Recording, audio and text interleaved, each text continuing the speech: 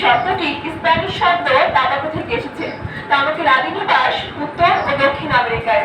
তামাক গাছের শুকনো পাতাকে তামাক বলা হয়। তামাক গাছ 12 থেকে 18 ইঞ্চি লম্বা হয়। তামাক গাছে অনেক ধরনের তামাকের আগুন দেওয়ার মাধ্যমে সিগারেট, বিড়ি, হুকো এবং বিভিন্ন নেশাদার পদার্থ তৈরি করা হয়। তামাক অত্যন্ত নেশাদার পদার্থ।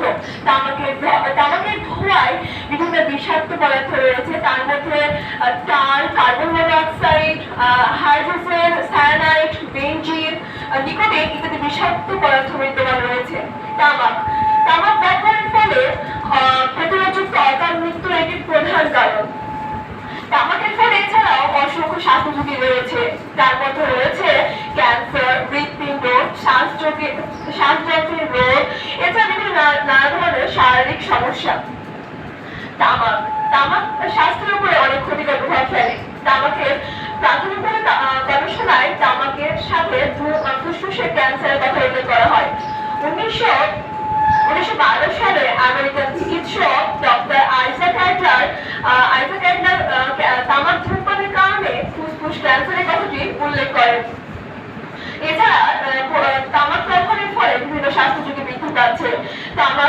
তামাক স্বাস্থ্যের উপর তামাকের এই প্রভাব নির্ভর করে মানুষ দৈনিক বা কত বছর থেকে তামাক ধূমপান করে আসছে তার উপর।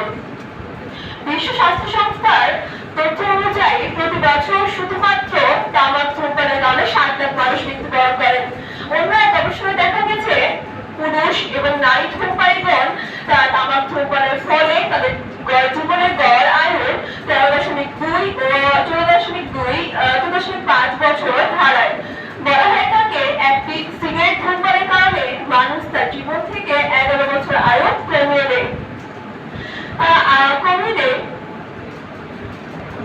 শেষ করে দাও।